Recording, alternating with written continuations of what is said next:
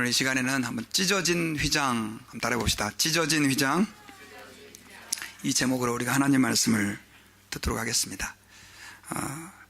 여러분들은 행복한 가정이 어떤 가정이라고 생각하십니까? 돈이 많으면 행복합니까? 아니면 시간 내서 매번 어디 여행 가고 여가를 즐겁게 지내는 그런 가정들이 행복한 가정입니까? 사실은 행복한 가정은 그런 것들이 기준이 될 수가 없습니다. 제가 볼 때 행복한 가정은 다툼이 없는 가정이다 라고 생각을 합니다. 다툼이 있는 가정에서는 아무리 돈이 많아도 결코 행복한 가정이 될 수가 없습니다. 행복한 가정은 다툼이 없는 가정이에요. 저는 여러분들의 가정이 다툼이 없는 그런 가정이 되기를 바랍니다. 그렇다면 행복한 교회는 어떤 교회일까요? 교회에서 많이 설교를 우리가 들을 때 사랑합시다, 사랑합시다 이런 설교를 사실 많이 듣는데, 행복한 교회 또한 우리는 다툼이 없이 사랑하는 교회, 최소한 사랑은 못한다 할지라도 다투지 않는 교회가 그래도 행복한 교회다라고 말할 수가 있을 것입니다. 그러나 막상 우리의 현실을 보면 많은 가정들이 다툼 가운데 고통을 당하고 있습니다. 또 많은 교회들이 또 혹은 직장에서 사람들은 이 다툼의 문제, 이 분열의 문제 때문에 너무 힘들어하고 아파하고, 어쩌면 우리 인간의 고민과 고통이 다툼의 문제다라고 얘기를 해도 과언이 아닐 정도로 우리의 가정과 또 오늘날 주변의 많은 교회들이 이 다툼의 문제 때문에 고통을 겪고 있습니다. 그럼 왜 이렇게 인간들은 서로 다투면서 고통을 당하고 있을까요? 사실은 그 원인을 정확하게 이야기하는 세상의 철학자들과 과학자들은 없습니다. 그런데 성경에서는 그 이유를 인간의 죄 때문이다 라고 말씀을 해주고 있습니다. 원래 하나님께서 우리 아담과 하와를 처음 만드셨을 때는요, 우리 인간에게 다툼이라는 것이 존재하지 않았습니다. 늘 우리 인간은 행복할 수가 있었는데, 아담과 하와가 범죄하고 나서부터 우리 인간의 행복은 깨져버리고 서로 다투는 그런 삶들을 경험하게 되었습니다. 여러분, 하나님께서 아담을 흙으로 만드시고 그의 갈빗대를 가지고 하와를 만들었습니다. 그리고 나서 하와를 아담에게로 데려왔을 때 아담이 하와에게 한 말이 뭐 있는지 아십니까? 이는 내 뼈 중에 뼈요 살 중에 살이다, 이 말이에요. 이 뼈 중에 뼈요 살 중에 살이라 라고 하는 말은 너는 나의 반쪽이다, 뭐 그런 의미도 있지만 사실은 그 자신의 배필에게 할 수 있는 가장 최고의 극찬과 찬사다라고 말할 수 있는 그런 극적인 칭찬과 사랑의 고백이다라고 우리는 생각할 수가 있습니다. 그런데 이 뱀의 유혹, 마귀의 유혹을 받아서 하와가 범죄하고 나서 그들 부부에게 문제가 생겼어요. 다툼이 생겼어요. 왜 생겼냐면 사실은 하나님께서 범죄한 우리 인간들에게 찾아오셨습니다. 아담에게 찾아오셔가지고 아담아, 왜 네가 선악과를 따먹었느냐라고 물었을 때 그 아담이 뭐라고 얘기를 합니까? 하나님이 만들어주신 저 여자가 나를 미혹해서 선악과를 따먹게 됐습니다, 이렇게 핑계를 대지 않습니까? 성경에는 자세히 안 나와 있지만 아마도 아담이 머리채가 쥐어뜯겼을 수도 있어요. 왜 이게 내 탓이냐 그러면서 말입니다. 인간의 그 갈등은 어쨌든 간에 그때부터 시작이 됐는데, 그 갈등의 가장 뭐라 그럴까요? 확실한 그 현상들이 뭐였냐면 가인과 아벨을 통해서 나타났어요. 가인과 아벨은 원래 형제였습니다. 그런데 가인의 예배를 하나님 받으시지 않고 아벨의 예배를 받으셨을 때 나중에 가인이 그 아벨에 대해서 분노를 하게 되고, 그 분노와 질투 때문에 그 아벨을 쳐서 죽여버리는 형제 간의 그런 가슴 아픈 살인사건이 일어나게 되는 것을 우리는 성경에서 볼 수가 있습니다. 그 이후로 성경을 보면요, 많은 가정들이 그렇게 고통을 겪고 아픔을 겪었어요. 아브라함의 가정, 믿음의 조상이라고 하는 그 아브라함의 가정도요, 그 다툼의 문제 때문에 엄청나게 힘들어했습니다. 왜냐하면 부인이 둘이 있었는데 그 둘째 부인이었던 하갈이 아이를 낳게 되면서부터 그 두 부인이 서로 싸우게 되고, 또 이스마엘과 이삭이 서로 싸우고 질투하는 그런 아픔 역사가 있었고요. 야곱의 그 12아들들도 마찬가지로 서로 흘기고 싸우는, 그리고 믿음의 성군이라고 일컬어지는 다윗도 형제들끼리 서로 죽이는 그런 고육지친의 그 아픈 역사들이 있었던 것을 우리는 성경을 통해서 알 수가 있습니다. 이것은 우리에게 무엇을 말해주느냐면 우리 인간에게는요, 죄에 빠진 우리 인간에게는 평화가 없다는 거죠. 서로 다툼과 분열과 싸움과 미움이 우리의 삶에 자리를 틀고 들어오게 되었다라고 하는 것입니다. 그런데 이러한 그 다툼 또 싸움, 이것들이 아까 제가 말씀드릴 때는 죄의 결과다라고 말씀을 드렸어요. 우리 인간들이 나빠서 그런 게 아니라 죄에 빠짐으로 인해서 그런 증상이 나타났다라고 하는 거예요. 여러분, 독감에 걸리면 어떤 현상이 일어납니까? 열이 나고 그 다음에 기침이 납니다. 열과 기침, 콧물 이런 것들이 사실은 감기 자체는 아니에요. 그것은 감기가 걸림으로 인해서 나타나는 하나의 증상이죠. 영어로는 심뜸이라고 합니다. 심뜸. 그래서 우리는 그런 현상들이 일어날 때 내가 감기에 걸렸구나 이렇게 알 수 있는 것처럼 우리는 우리의 삶 가운데 존재하는 다툼과 분열, 미움, 시기, 질투 이런 것들이 우리가 하나님 앞에서 범죄함으로 인해서 생긴 죄의 결과다, 죄의 심뜸이고 증상이다 라고 하는 사실을 알아야 돼요. 하나님과의 관계가 파괴되었기 때문에 그런 문제들이 생겨진 것입니다. 그런데 예수님의 십자가는요, 그렇게 깨어졌던 하나님과 우리와의 관계를 회복시켜 주셨습니다. 예수님께서 십자가에서 죽으심으로 이제는 우리가 하나님과 단절되고 분리된 상태가 아니라 하나님께로 언제든지 나아갈 수 있게 됐고 하나님의 은혜를 받고 경험할 수 있는 그런 축복의 자리에 설 수 있게 되었다는 것입니다. 그래서 예수님의 십자가는 놀라운 거예요. 단지 예수 믿으면 천당 간다 그 문제만이 아니라 우리 인간에게 존재하는 근본적인 문제까지도 해결해 주신 하나님의 방법이 되었다는 거예요. 여러분, 십자가 이렇게 뒤에 보시면 알겠지만 십자가는 두 개의 막대로 생겼습니다. 세로막대와 가로막대. 그래서 어떤 분은 십자가를 세로막대와 가로막대로 생긴 이유에 대해서, 세로막대는 하나님과 우리와의 끊어졌던 그 다리를 이어주는 그런 막대가 되었고, 그 다음에 가로막대는 사람과 사이의 이 분열과 다툼의 문제를 이어주는 다리가 되었다. 그래서 예수님의 십자가는 화평이다 이렇게 해석한 분들이 계세요. 성경에는 뭐 나와 있지 않는 거지만 어쨌든 간에 상당히 의미 있는 해석인 것 같습니다. 자, 그렇게 예수님께서 십자가에서 죽으신 사건은요, 이제 우리가 하나님과 화목하게 될 수 있는 계기가 되었고, 또 사람과도 화목할 수 있는, 그리고 온전한 평화를 경험할 수 있는 그런 계기가 되었다는 것입니다. 그것을 하나님께서는요, 성소의 휘장을 찢음으로 우리에게 확실하게 보여주셨어요. 예수님께서 십자가에서 죽으실 때 많은 현상들이 있었는데 그 하나 가운데 중요한 현상이 뭐냐면 성소의 휘장을 하나님이 위에서부터 아래로 찢어버린 거예요. 그걸 통해서 이것을 우리에게 분명하게 보여주셨다는 것입니다. 여러분, 오늘 본문은 예수님께서 십자가에서 죽으시는 그 과정을 우리에게 보여주고 있어요. 여러분, 예수님은 유대 시간으로 3시, 그러니까 오늘날 시간으로 말하면 아침 9시에 십자가에 달리셨습니다. 그리고 6시간을 전체 십자가에 이제 달리셔서 그 가운데서 고통을 당하시다가 오후 3시에 돌아가시게 됐는데, 이제 오늘 성경에 보면 예수님께서 십자가에 매달려 있었던 한 중간, 그러니까 이제 낮 12시쯤부터 있었던 현상을 보여주고 있어요.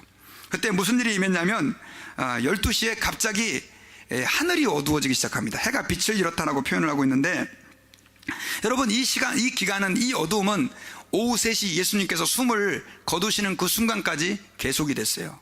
저는 처음에 성경을 읽었을 때 이게 일식 현상이 아닌가, 이클립스라고 해서 여러분 아시죠? 해가 가려지는 그 현상, 그렇게 생각했는데 일식이 3시간 동안 진행될 수는 없죠. 물론 하나님이 기적을 일으켰다 그러면 뭐 할 말은 없지만 일식이 그렇게 오랫동안 지속될 수는 없어요. 그래서 많은 사람들은 아마도 엄청나게 그 짙은 먹구름이 예수님께서 이제 죽으시기 바로 전에 해를 가림으로 인해서 온 세상이 어두워졌다라고 봅니다. 그런데 여러분, 하나님께서 왜 그러면 예수님께서 십자가에서 죽으실 때 그렇게 먹구름을 통해서 혹은 다른 어떤 자연현상을 통해서 세상을 어두컴컴하게 만들었을까요? 이에 대해서 어떤 신학자들은요, 이 예수님께서, 하나님의 아들께서 십자가에서 죽으시는 이것은 온 피조물들에게 너무 큰 슬픔이라는 것이죠. 그래서 하나님께서 그 해를 가림으로 인해서 온 세상을 어둡게 만들었다라고 해석하는 사람이 있어요. 그런데 다른 어떤 목사님은 그걸 그렇게 해석하지 않고 이렇게 해석을 하셨어요.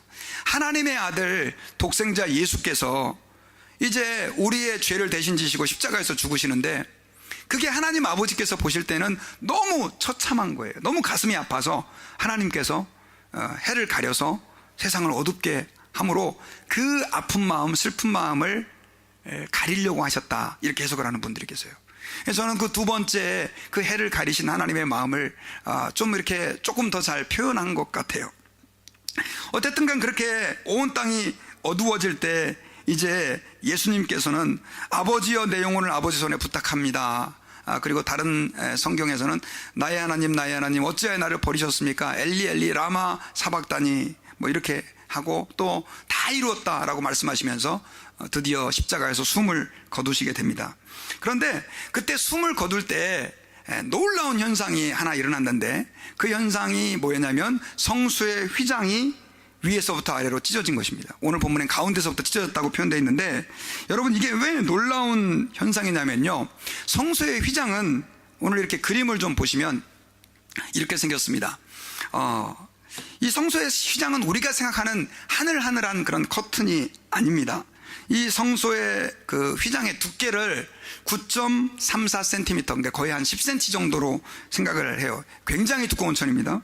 그리고 길이가 22.4m, 그러니까 73피트나 되고요. 넓이는 11.2m, 36피트나 되는 엄청나게 큰 두꺼운 천입니다. 근데 이게 얼마만큼 두껍고 또 무거웠냐면, 이 성전을 만들어서 이제 휘장을 셋업할 때, 설치할 때 사람들은 이 성전에 있는 모든 기구들을 정결하게 해서 하나님께 바쳐야 됐기 때문에 정결케 하는 물에 이걸 담궈요.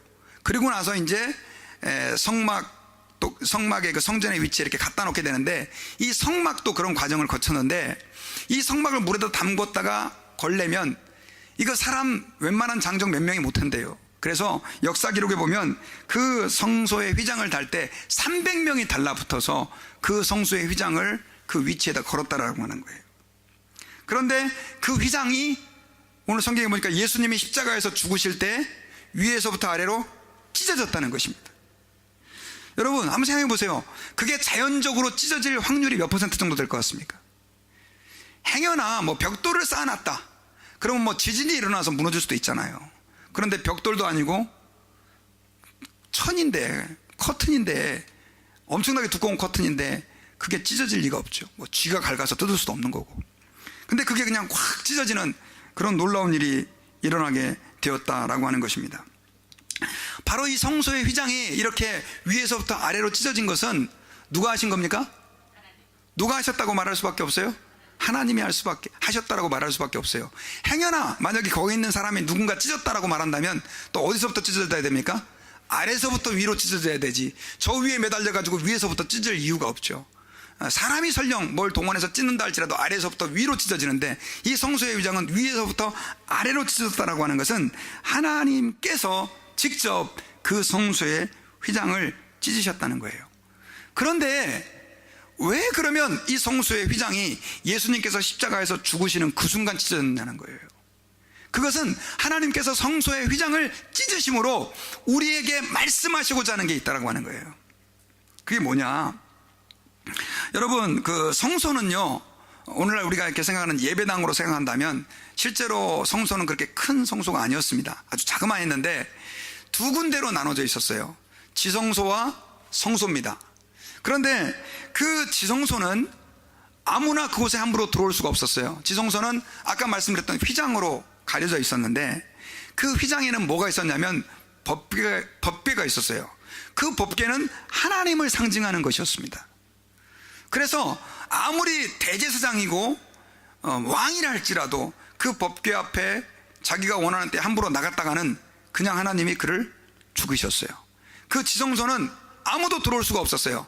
단 한 차례, 1년에 딱 한 번, 대속죄일에 제사장이 그날 하루 피를 가지고 그 안에 들어가서 제사를 지낼 수가 있었어요.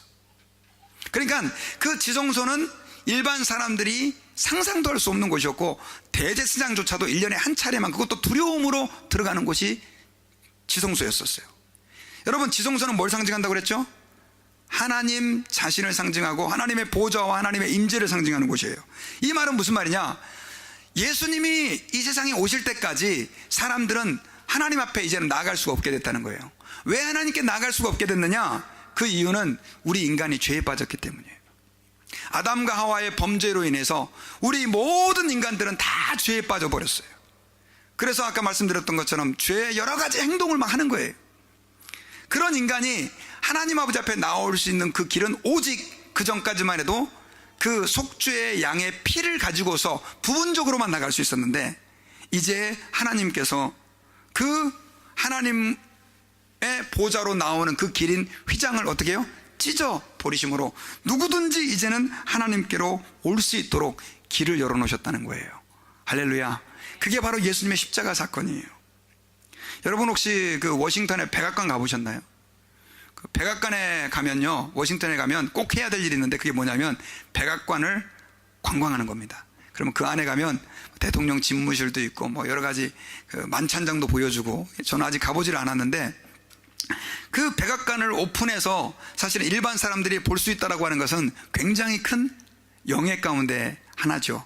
우리 한국도 여러분 옛날에는 청와대 그러면 청와대 근처만 가면 가슴이 떨리는 그런 곳이었지 않습니까? 그런데 문민정부가 들어오고 나서 청와대를 일반인에게 오픈을 했어요. 그래서 지금도 아마 마음만 먹고 예약만 하면 그 청와대에 들어갈 수가 있다고 합니다. 한국 가시면 한번 가보세요. 그런데 여러분, 우리가 백악관에 들어간다 할지라도, 청와대에 들어간다 할지라도 대통령을 만나는 문제는 또 다르죠. 대통령은 정말 바쁜 분이에요. 그리고 너무 높은 분이어가지고요, 한번 그런 분들을 만난다라고 하는 것은 결코 쉽지 않은 얘기입니다. 그런데 백악관의 대통령인 미국 대통령보다도, 청와대의 주인인 한국의 대통령보다도 10배, 1000배 더 높고 위대하신 분이 누굽니까? 우리 하나님이신데, 그 하나님께서 죄에 빠진 우리 인간에게 이제는 완전히 문을 열어놓으신 거예요.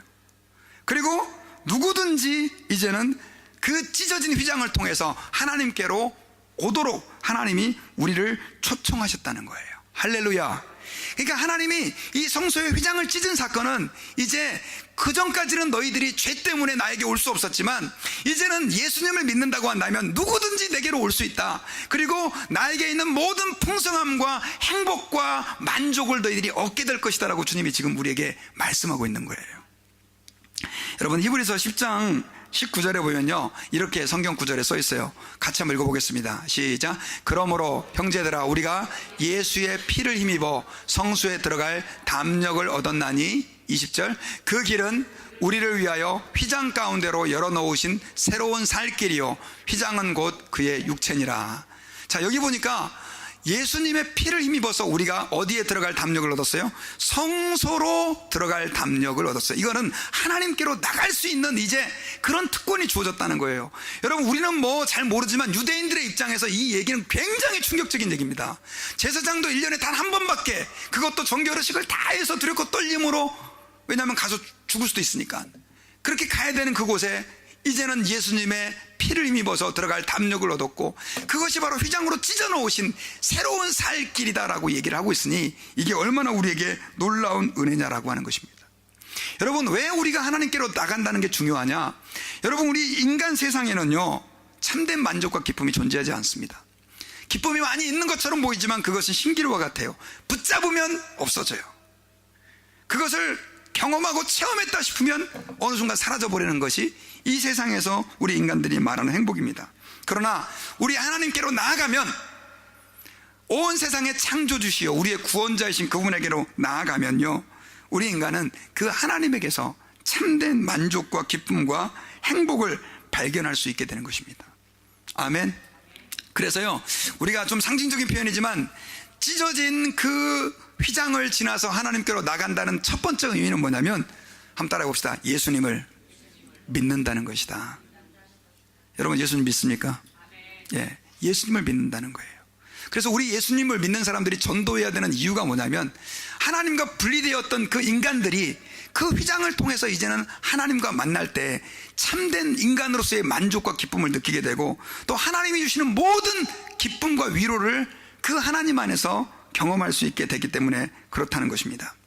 그런데 여러분, 많은 사람들이 이렇게 얘기를 하면, 목사님, 저는 예수님을 믿는데요, 별로 기쁘지도 않고 하나님을 믿는다고 하는데도 뭐 별로 행복해 본 적이 없어요. 이렇게 말씀하는 분들이 계세요. 그 왜 그러냐?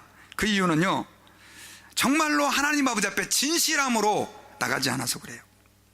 하나님 앞에 여러분들 진실함으로 한번 나아가 보세요.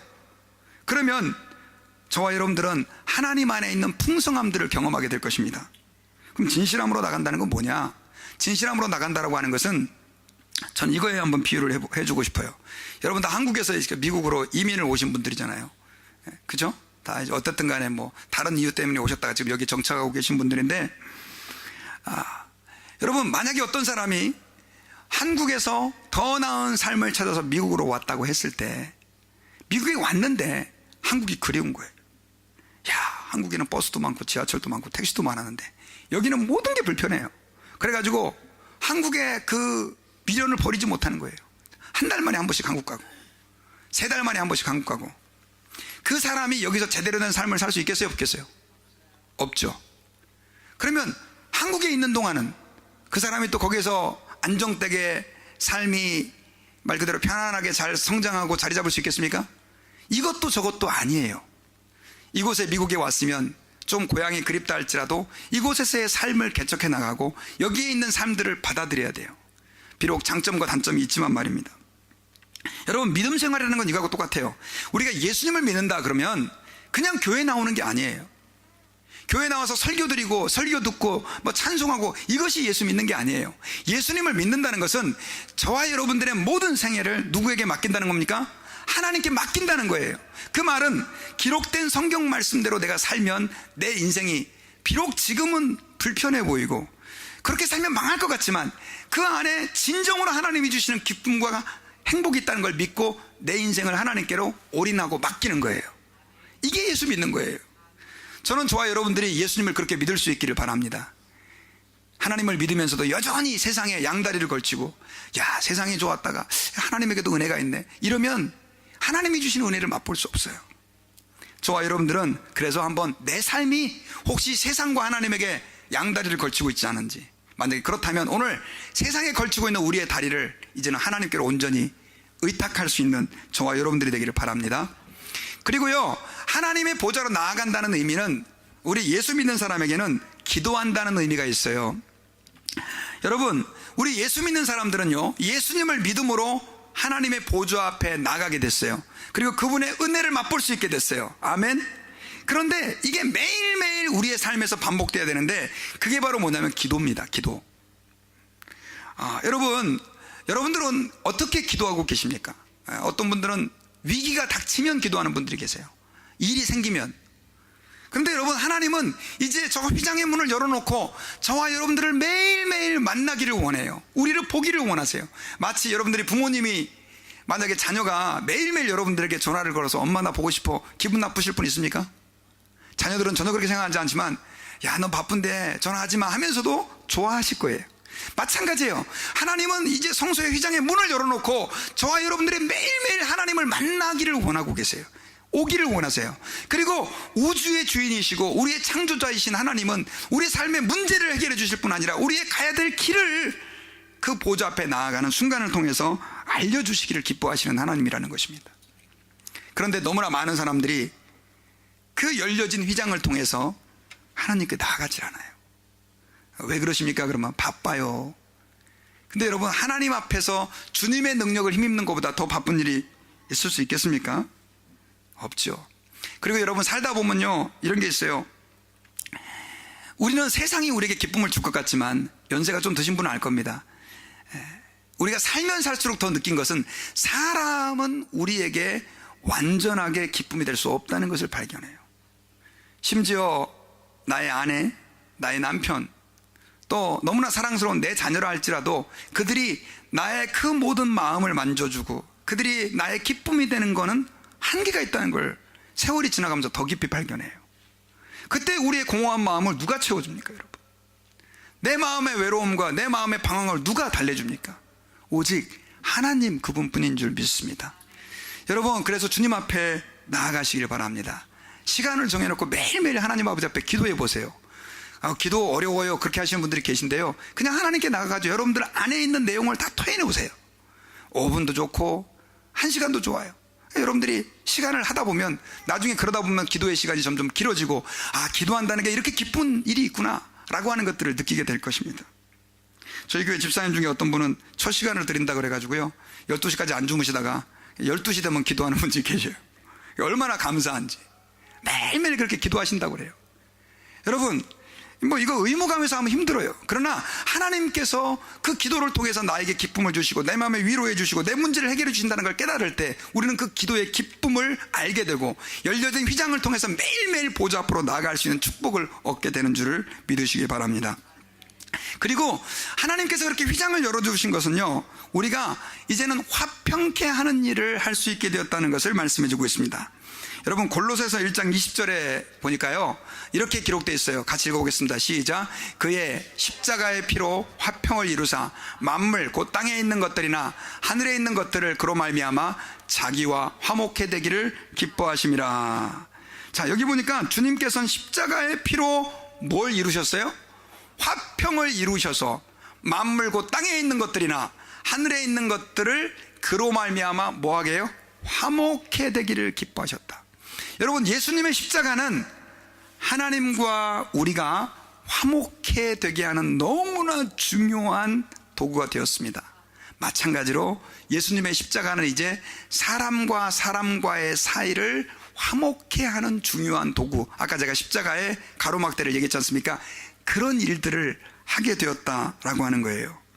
여러분, 그래서 예수님을 믿는 사람에게는 믿지 않는 사람에게 없는 한 가지 독특한 파워가, 능력이 주어졌어요. 그건 뭐냐면 예수님을 믿음으로 하나님과 화목해 된 그 능력을 가지고 다른 사람과 화목할 수 있고, 또 한 가지는 분열과 다툼이 있는 곳에 화목해 하는 일을 감당할 수 있게 됐다는 거예요. 그래서 여러분, 마태복음 5장에서 우리 같이 한번 읽어보겠습니다. 시작. 화평케 하는 자는 복이 있나니 그들이 하나님의 아들이라 일컬음을 받을 것이며. 예수님께서 그의 제자들에게 화평케 하는 자, 화평케 하는 자는 영어로 피스메이커거든요. 근데 그렇게 하는 사람은 복이 있는데 그들이 뭐라고 일컬음을 받습니까? 부름을 받습니까? 하나님의 아들이라고. 여러분, 하나님의 아들이라는 게 무슨 뜻이에요? 하나님의 아들은 예수님을 뜻하죠. 그죠? 그런데 화평케 하는 사람에게는 하나님의 아들이라고, 물론 예수님하고는 좀 다르지만 하나님의 자녀라고 인정해 주겠다는 거예요. 그 일을 누가 하셨느냐? 예수님께서 하셨잖아요. 예수님은 하나님과 우리를 화평케 해주시고 또 모든 만물을 서로 화평케, 화목케 해주시는 그 일을 하셨다라고 하는 것입니다. 그래서요, 여러분, 예수님의 십자가는 그 십자가가 있는 곳마다 어떤 역사를 일으키냐면 화평케 하는 일을 일으키는데, 특별히 깨진 가정을 화목케 할 수 있고요, 깨어진 교회가 주님의 십자가 안에서 하나가 될 수 있고, 아무리 직장에 분열과 다툼이 있어도 그분의 십자가 그곳에 세워질 때 우리는 서로 화목하게 되는 축복을 누릴 수 있게 된다라고 하는 사실을 믿어야 됩니다. 그런데 이 예수님과 반대로 마귀는 무슨 일을 하냐면요, 자꾸 분열시키는 일을 해요. 분열시키는 일. 앞서서 제가 말씀드렸지만 아담과 하와가 하나님의 형상으로 지음받아가지고 에덴 동산에서 정말 행복했습니다. 근데 그 아담과 하와의 사이를 누가 갈라놨어요? 마귀가 갈라놨죠. 하와로 하여금 선악과를 따먹게 하고 아담도 따먹게 함으로 인해서 하나님과 사람 사이를 쪼개놔 버려요. 이사야 59장 2절에 보면요, 하나님은 너희 죄가 너희와 하나님 사이를 갈랐다 이렇게 표현을 하고 있어요. 죄를 짓게 만들어 버리니까 하나님과 인간이 갈라져 버린 거예요. 그뿐이 아니죠. 마귀는 거기서 끝나지 않았습니다.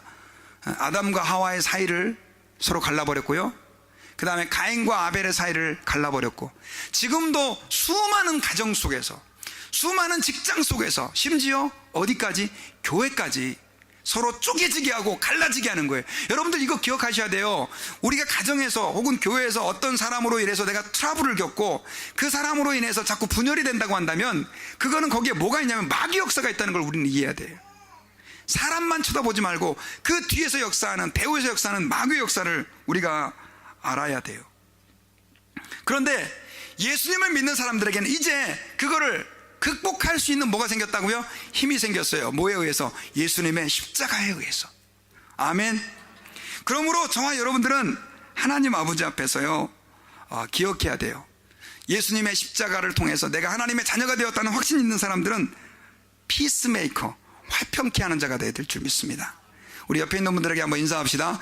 화평케 하는 사람, 피스메이커가 됩시다. 이렇게 한번. 여러분, 그래서 지금도요, 예수님의 사역은 한마디로 말하면 화평케 하는 사역입니다. 화평케 하는 사역. 끊임없이 안 믿는 사람, 하나님을 모르고 방황하는 사람들이 예수님의 십자가를 통해서 하나님과 화목해 되고, 또 그로 말미암아 가정이 화목해 되고, 직장이 화목해 되고, 우리 예수님이 살아가면 이런 능력의 역사가 나타나야 되는 거예요. 여러분, 반대로 얘기해서 아무리 여러분 가정에 아까 처음에 얘기한 것처럼 돈이 많아도 다투는 가정은 절대 행복한 가정이 아닙니다. 교회가요, 너무 목사님이 설교를 잘해가지고 막 교인들이 막 다 은혜 받고 설교 들을 때마다 난 눈물을 흘리고 막 방언을 다 말하고 막 뜨거워가지고 막 그냥 귀신도 떠나가고 병자도 막 교회 와서 예배드리고 다 나아요. 은혜로운 교회죠. 뜨거운 교회죠. 근데 싸워요. 2패, 3패, 4패, 5패 나눠가지고 막 맨날 헐뜯고 자리만 없으면 그냥 그 사람 깔아내리고. 여러분, 제가 여러분들에게 여쭤볼게요. 좋은 교회 아니에요? 아니죠. 좋은 교회는 뭐 은사도 많이 있어야 되겠지만 서로 화평한 교회가 돼야 돼요. 화평한 교회. 그래서 여러분, 오늘날 마귀가 가정을 깨고 교회를 깨고 직장에서 사람들끼리 등을 지게 만드는 가장 중요하게 사용하는 수단이 뭐냐? 바로 이 다툼과 분열이라는 걸 기억해야 됩니다. 다툼과 분열은 하나님이 기뻐하는 방식이 아니에요. 우리는 하나가 되고 화목해 돼야 돼요. 그럼 어떻게 우리가 피스메이커가 되고, 어떻게 이렇게 말 그대로 다툼과 분열이 많고 싸움이 많은 세상 속에서 화평케 하는 자로 살 수 있을까요? 뭐 여러 가지 많은 것들이 있지만 저는 여러분들에게 다름을 이해하는 사람이 되면 그렇게 될 수 있다라고 권고드리고 싶습니다. 뭘 이해한다고요? 다름을 이해해야 된다. 여러분, 다른 것과 틀린 것은 다릅니다. 근데 많은 사람들이 다른 것과 틀린 것을 혼돈을 해요. 제가 예를 들어 볼게요. 자, 흰색과 검정색 중에서 어떤 것이 맞고 어떤 것이 좋은 색이고 어떤 색이 나쁜 색입니까?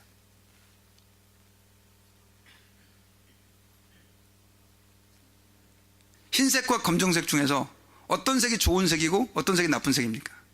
우리 어렸을 때 까마귀를 하도 나쁜 새로 어렸을 때부터 교육받아가지고 우리 한국 사람들 중에서 참 흑인을 싫어하는 사람들이 많아요. 피부색이 검다 그래서 그게 나쁜 게 아니죠. 검정색이라 그래서 그 자체가 틀린 것이 아닙니다. 그것은 그냥 뭐예요? 다른 거예요. 하얀색과 검정색은, 하얀색은 맞고 검정색은 틀립니다라고 말할 수가 없어요. 우리 그 아시안들, 우리 한국 사람들은 굉장히 흰 걸 좋아한 것 같아요. 왜 이렇게 흰 걸 좋아하는지 모르겠어요. 근데 여러분, 하얀 것과 검정 것이 서로 틀린 것이 아니면 서로 다른 것이라는 얘기는 서로 다른 차이점을 가지고 있다는 뜻이에요. 여러분, 이건 차이점을 가지고 있다라고 하는 것은, 다르다라고 하는 것은 틀린 것이 아닙니다. 검정색이 틀리고 흰 게 옳고, 혹은 검정색을 좋아하는 사람은 흰 게 틀리고 검정색이 옳고, 이렇게 말하면 안 돼요. 근데 사람들은 다른 걸 이해하지 못하고 다른 걸 틀리다고 말하는 거예요. 그런데 여러분, 이 세상은 하나님이 처음부터 다르게 만드셨어요. 여러분, 혹시 여기 계신 성도들 가운데 여러분들과 얼굴이 똑같은 사람을 지구에서 만나본 적 있으십니까? 혹시도 모르죠. 다 가보진 않았으니까 있을지 모르는데. 근데 한번 생각해 보세요. 70억의 인구가 지금 지구상에 살고 있지만 나와 똑같은 얼굴을 가진 사람이 있어요, 없어요? 거의 없을 거예요. 없다고 믿어요. 하나님은 다 다르게 만드셨어요. 왜 다르게 만드셨죠? 뭐 천국 가서 물어봐야 될 것 같아요. 다르니까.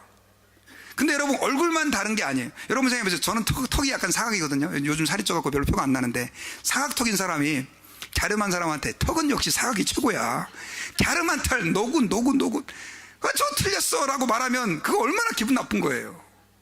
여러분, 왜 인종차별이 죄가 되느냐? 저 사람이 피부가 까만 게 뭐 누구 잘못입니까? 근데 피부가 까맣다 그래가지고 우리가 선입견을 가지는 것은, 하얗다 그래서 선입견을 가지는 건, 이건 잘못된 거라는 거죠. 근데 이런 태도가 오늘날 교회 안에, 가정 안에 너무 많아요. 하나님은 인간을 다양하게 만드셨던 것처럼 사람을 다양하게 만드셨어요. 이 말은 얼굴만이 아니라 성격도 마찬가지예요. 어떤 사람은 성질이 급한 사람이 있어요. 태어나면서부터 성질이 급해. 근데 성질이 솔로한 사람이 성질이 급한 사람 보면 너는 나와 다르다라고 말하지 않고 우리는 어떻게 말합니까? 너 틀렸다. 성질 더럽네 진짜. 예. 저렇게 성질이 급해가지고 뭘 할 수 있겠어. 근데 성질이 급한 사람들은 또 슬로우한 사람을 보면서 요즘같이 바쁜 시대에 저렇게 느려 터져가지고 어떻게 하냐고 그래가지고 또 그 사람을 어떻게 합니까? 틀렸다라고 말하죠. 그래요 안 그래요? 이런 일들이 얼마나 많이 일어나는지 몰라요. MBTI에서는요 사람의 성품을 16가지로 나눴어요. 그런데 전문 심리학자들은 사람의 성격은 16가지가 아니라 더 많을 거라고 보는 거예요. 어떤 사람은 어디 가든지 꼭 대장이 돼야 되는 성격을 가지고 있는 사람이 있어요. 근데 대장 되기를 싫어하는 사람 보면 그 사람이 틀린 거예요, 다른 거예요? 다르다고 보면 너무 감사한데, 야 나는 리더 앞에 나가는 거 싫어하는데 저 사람이 앞에 나가줘서 너무 감사하다 이렇게 생각하면 되는데, 저 인간 잘난 척만 한다고 이렇게 얘기한단 말이에요. 근데 여러분, 리더십 성격을 가진 사람은요 누가 나서는 사람이 없으면 막 불안해져요. 왜냐하면 그래서 자기가 나서야 돼. 우리 교회도 그런 분들 계시죠? 제가 이름을 얘기하면 크게 웃는 사람. 그건 틀린 게 아니에요. 그건 뭐예요? 다른 거예요. 여러분, 아내와 남편이 왜 싸우느냐? 남편은 남편의 생각을 가지고 아내를 보는 거예요. 그러니까 나와 다른 것을 틀리다고 보는 거예요. 또 아내가 볼 때는 남편이 틀린 거예요. 여러분, 남자와 여자가 얼마나 다른 줄 아십니까? 여자들은요 처음 남자를 보면 머리끝부터 발까지 스캔을 다 한대요. 근데 남자는 전혀 그렇게 여자를 보지 않습니다. 그냥 특정 몇 분 얼굴 잠깐 본다든가, 그래서 무슨 옷을 입었는지도 기억을 못하고 그런 차이점들이 많대요. 근데 여자들은 나중에 화를 내잖아요. 염색을 했는데 못 알아본다고 그래가지고, 이 남자가 나를 안 사랑하나 보다. 제가 지금 한 가지만 예를 들은 거예요. 근데 그런 것들이 교회 안에도 너무 많아요. 성도들이 나와 다른 것을 틀리다고 말하면서 자꾸만 사람을 정죄하고, 그러다 보니까 어떻게 합니까? 서로 갈라서게 되는 거죠. 여러분, 피아노가 아름다운 소리를 낼 수 있는 것은 뭐냐면 저 많은 건반이 다 다른 소리를 내요. 한번 생각해 보세요. 건반을 이거 쳤는데 같은 소리가 나요. 그러면 그거 버려야 돼요. 조율을 해야 돼요. 그거 못 쓰는 피아노가 되는 거예요. 다른 소리를 가졌기 때문에 아름다운 음을 낼 수 있는 것처럼 우리 인간은 다르기 때문에 아름다운 거예요. 믿습니까? 우리 옆에 있는 분들에게 한번 이렇게 인사합시다. 나와 다른 것을 감사합니다.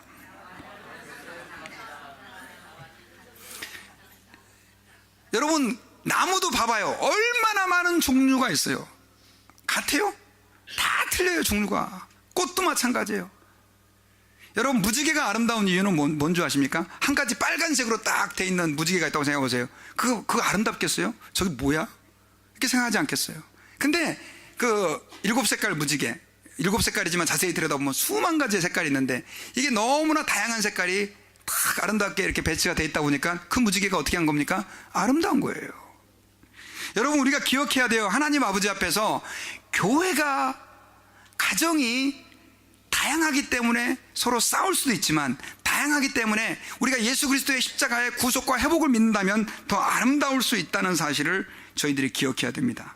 그런데 교회도 오늘날 많이 싸운가 봐요. 성경시대 때도 많이 싸웠나 봐요. 그래서 바울이 이런 얘기를 했어요. 같이 한번 읽어봅시다. 시작. 몸은 하나인데 많은 지체가 있고 몸에 지체가 많으나 한 몸과 같이 그리스도도 그러하니라. 몸은 하나인데 뭐가 있다고요? 많은 지체가 있어요. 몸은 하나지만 손이 있고 발이 있고 손가락이 있고 발가락이 있고 눈이 있고 코가 있고 귀가 있고 입이 있고 하는 일이 다 같아요? 틀려요? 다르죠. 생긴 것도 틀리잖아요. 그런데 왜 지금 이 얘기를 하고 있느냐? 서로 다르기 때문에 서로를 존중하라는 거죠. 존중하라는 거예요. 여러분, 22절에서는 그러면서 무슨 얘기를 하냐면 그뿐 아니라 더 약하게 보이는 몸의 지체가 요긴하다. 여러분, 새끼발가락이 중요해요? 안 중요해요? 근데 없어 보세요. 별로 안 중요하다고 생각하는데 한번 없어 보세요. 제가 나중에 그 글을 읽다가요, 그걸 발견했어요. 새끼발가락이 별로 쓰일 일이 없는 것 같은데, 사람이 이렇게 등산을 할 때 내려오잖아요. 언덕길을 내려올 때는 이 새끼발가락이 몸의 균형을 잡는 중요한 역할을 한대요. 새끼발가락이 없으면 이 중심을 잘 못 잡는다네요. 여러분, 우리 몸에는요 다 필요해서, 머리카락 중요해요, 안 중요해요? 머리카락 빠지는 저 같은 분들한테 한번 물어보십시오. 이거 얼마나 머리카락 중요한지 모릅니다. 늘 있는 사람들은 잘 몰라요. 근데 머리카락이 빠져보세요. 한 올 한 올이 얼마나 귀한지 몰라요. 마찬가지예요, 여러분요. 교회 안에서 혹은 가정 안에서 별 볼 일 없어 보이고 나와 다른 그 모든 사람들이 하나님 앞에서는 다 소중한 존재라고 하는 것을 저희들이 기억하고, 그런 다름과 다양함을 인정하면서 살 때 우리가 뭐가 될 수 있냐? 피스메이커가 될 수 있는 거예요. 여러분, 영국 일간지 인디펜던트지에서요, 성공한 사람들이 싫어하는 사람을 어떻게 효과적으로 대처하는지 7가지 정도를 썼는데, 제가 다 말씀드릴 수는 없고 그 중에 2가지만 좀 소개해 드리려고 그래요. 그 첫째가 뭐냐면, 당신이 정상적인 유전자를 가지고 있다고 한다면 당신에게 동의하지 않는 사람들이, 당신을 싫어하는 사람들이 있을 수 있다는 거예요. 그러면서 첫 번째에서 뭘 얘기하냐면, 당신에게 모든 사람이 동의할 것이라고 하는, 당신의 의견에 동의할 것이라고 하는 착각을 하지 마라. 모든 사람이 당신의 의견에 동의해 줄 거라고 하는 착각을 하라, 하지 말아라? 하지 마라. 이거 안 하면 된다는 거예요. 그리고 또 한 가지가 뭐냐면요, 다른 사람이 당신이 예상한 대로 행동하지 않는다고 할지라도 그것을 선하게 이해하려고 노력해라, 이렇게 얘기를 하고 있어요. 다른 사람이 여러분들이 생각하는 것과 전혀 다르게 행동한다 할지라도 그걸 갖다가 좋게 해석하라는 얘기예요. 정말 악의를 가지고 나쁜 행동을 하는 사람들은 정말 극소수예요. 근데 여러분, 제가 오늘 가정에서도 마찬가지예요. 저도 그런 일 엄청 겪었어요. 저는 제 아내에게 선을 가지고 해줬는데 이게 제 아내에게는 안 맞는 거예요. 그래가지고 잘해줬는데 막 성질을 내고요. 그런 적이 있었어요. 교회 안에서도 여러분 그런 일이 있었어요. 어떤 성도는 정말 선을 가지고 대했는데 이게 자기가 생각하는 방식이 아니다 보니까 저 사람 왜 나를 이렇게 대? 하면서 막 화를 내고, 그러다 보니까 서로 찢어지고 다투고 싸우고. 여러분, 하나님은 사람을 다르게 만드셨습니다. 믿습니까? 얼굴만 다른 게 아니라 마음과 성품과 생각과 방향까지도 다르게 만드셨어요. 그러니까 그 다르다는 것은 하나님의 저주의 축복이에요. 축복이죠. 그런데 죄에 빠진 인간이 생각이 너무나 나중심이 되다 보니까 결국 그것이 우리에게 저주가 돼가지고 늘 인간관계에서 어려움을 경험하는 거예요. 하나님의 사랑 안에서 구원받은 주님의 백성들은 그래서 그 마음을, 하나님의 의도를 회복하고, 이제는 비록 나와 다른 사람, 또 내 생각에 맞지 않는 사람, 내 의도에 맞지 않게 행동하는 사람이라 할지라도 우리는 어떻게 해요? 그들을 이해하고 선하게 그들을 받아들일 수 있는 그런 마음의 변화가 있어야 될 줄 믿습니다. 저는 이제 말씀의 결론을 맺겠습니다. 여러분, 오늘 예수님께서 십자가에서 죽으셨습니다. 죽으셨을 때 가장 눈에 띈 그 현상 가운데 하나는 뭐였냐면, 성수의 휘장이 두께가 10cm나 되고 높이가 22m나 되고 폭이 12m나 되는 이 거대한 휘장이 쫙 찢어졌습니다. 그것은 뭘 의미하느냐? 우리가 그전까지는 하나님 앞에 이제는 나아갈 수가 없었는데 예수님의 십자가의 죽음으로 인해 이제는 누구든지 하나님께로 나아갈 수 있는 특권을 얻게 됐다는 거예요. 그래서 여러분, 우리는 예수 그리스도를 의지해야 됩니다. 하나님 아버지를 의지하고 세상에 양다리 걸치고 있는 우리의 삶이 있다면 그분에게 한번 올인해 보시기 바랍니다. 예수님에게 올인했는데 나는 망했습니다 하는 분들 저한테 찾아오세요. 없어요, 여러분. 어설프게 예수 믿으니까 힘든 거예요. 한번 예수님에게 여러분들의 생을 맡겨보시기를 바랍니다. 그리고 예수님을 여러분들이 이미 믿었다고 한다면 매일매일 그 은혜의 보좌 앞으로 나아가서 하나님이 여러분들에게 주시고자 하는 그 풍성한 사랑과 은혜와 기쁨을 누리시기를 바랍니다. 사람에게서 받을 수 없는 위로들을 그분의 보좌 앞에서 받으시기를 바랍니다. 그리고 그 십자가로 인해서 주님이 우리를 화평케 할 수 있는 자로 만들어 주셨다는 것을 믿어야 돼요. 여러분들이 가는 곳에 미움과 다툼이 떠나가고, 저와 여러분들이 서 있는 곳에 서로 사랑과 화목함과 하나됨의 역사가 이제는 예수님의 십자가를 통해서 가능해졌다는 거예요. 그래서 우리 모두가 다 주여 저를 평화의 도구로 써주십시오, 주님 제가 피스메이커가 되게 해주세요, 화평케 하는 자가 되게 해주세요, 그렇게 기도하고, 그렇게 우리의 남은 생애를 우리의 교회에서, 또 가정에서, 우리가 속한 직장에서, 만들어내는 저와 여러분들 되기를 주의 이름으로 축원합니다. 기도하겠습니다. 하나님 아버지 감사합니다. 오늘 말씀을 통해서 예수님께서 십자가에서 죽으실 때 성소의 휘장이 위에서부터 아래로 찢어짐으로 이제는 우리가 하나님께로 나아갈 수 있는 그 특권을 얻게 된 것, 나아가서는 이제는 화평케 하는 자로 살 수 있게 된 것을 감사합니다. 주님, 그 은혜를 누리게 하시되 매일매일 우리의 삶 속에서 경험하게 하시고 저희들의 삶을 통해서 하나님의 나라가 이 땅 가운데서 아름답게 확장되어지는 축복을 허락해 주옵소서. 예수님의 이름으로 감사하며 기도하옵나이다. 아멘.